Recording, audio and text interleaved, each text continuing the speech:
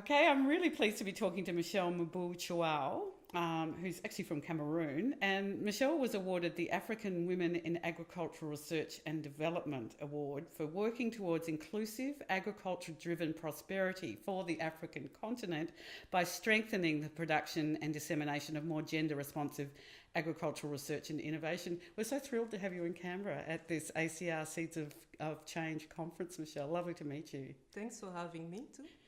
You are participating in a panel today called Effective Gender Training for Agricultural Researchers, Lessons Learned for Best Practice. So, in a nutshell, what are you going to be saying? What sort of things do you want to get across to this conference today when it comes to effective gender training for agricultural researchers? Yeah, I think the point we want to make with our participation in this panel is that we've been doing a lot of work in terms of individual capacity building, looking at how we can be increasing the participation, the representation of women scientists in agricultural research and development, but not just increasing their participation, making sure that they can actually be confident, they can influence, and they can actually make their research visible, and at the same time that this research can have real impact on the ground. So as we're doing that, we also recognize that women agricultural scientists are not working somewhere in isolation.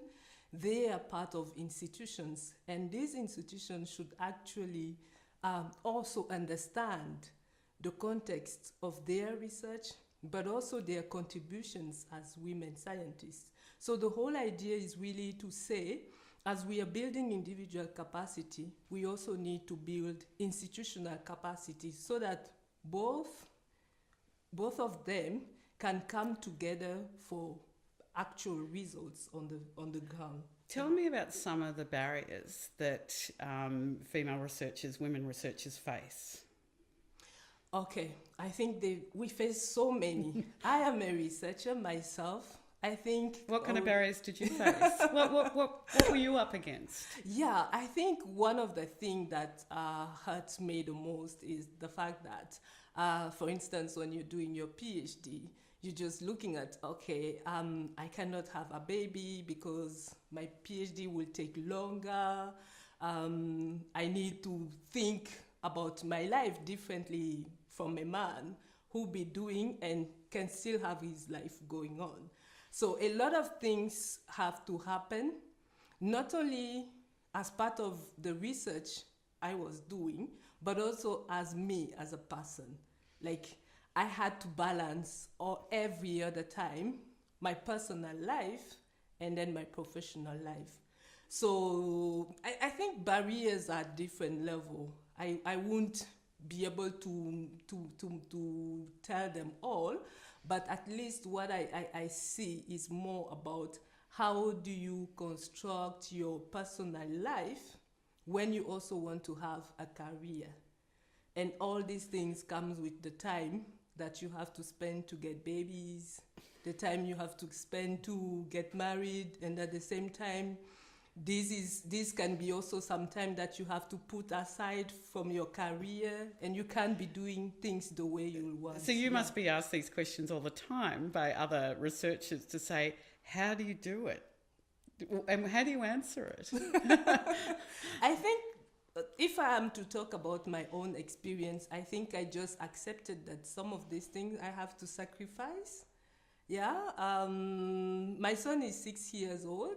If I were to do things the way I wanted, I'm sure I would have gotten a son that is probably now about 12. But because I had to put some things aside, I had to finish first and then now be planning for my life. Yeah. So I think it's about the pros and the cons, the sacrifices that you want to make, but also the joy that come with it, because at the end of the day, I know I have a PhD and I will not go back to the PhD. It is there. Some other people are actually looking forward to do one. So I think I want to take it You positively. You got there, even though there were all the barriers. Exactly. Why did you choose this area of work? Why did you choose to be an agricultural researcher? Wow. I'm a development economist. I actually came to agriculture by chance. I did my PhD on something that is totally different, innovation networks. Although even in agriculture, we talk a lot about agricultural technology, and that's probably what has helped me. But I think the fact that I have always been very interested with behavioral economics, understanding how people developed and how they develop in a context where you have different people doing different things with different level of rationality in what they're doing. And I looked into the agriculture first because I wanted to go back to Africa. I had stayed a lot in Europe, and at some point I was like, I need to make some contribution to my continent, and that's how I came into it. Because as you know, agriculture is the backbone of Africa, especially sub-Saharan Africa. And I was like, this is probably where I can start, because people should be making their living. A lot actually are working in agriculture, even if the returns are not that big. You, as a very highly educated person, you found that real draw that you should go back and contribute to where you came from? Yes, I have always thought that. Africa has a lot of potential, and this potential is not enough harnessed, if you want. And it depends on us as African to come and give back to the society. So for me, it has always been there that I'll go back to Africa one day. And I think I manage. Yeah, I've been back for almost 8 years now. What a marvellous person you are. Just finally on the gender question, how big an issue is it in African countries? Well, big as an issue, I think it depends on how we want to define it, yeah? For sure, no one will want to say here that we don't have gender issues in Africa. It is really rotten in our society in terms of our norms, our traditions, our culture. These are things that are there. But at the same time, we should also recognize that societies in Africa are very different from one context to the other. So I wouldn't want to go in an approach where we're trying to putting everything in one basket to define what these issues can be. But for real, we have these issues, and gender equality is something that as African we have to and continue to work towards achieving.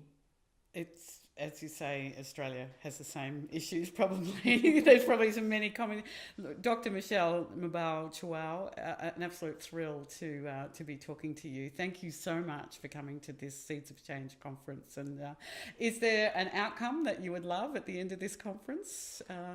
Well, I really want to see these seeds and how we're going to plant them for the coming years. Because I think it's really a strong word that we need to nurture something. The process will be long to get there. I think we've started with all from Beijing now. We have been in this process. And really looking into it as seeds that we're going to plant and that we are going to nurture, watering, coming back, checking, is everything going on well, weeding. I think it's a process that if we all together in it, we'll definitely succeed. Thank you so much. Thank you too.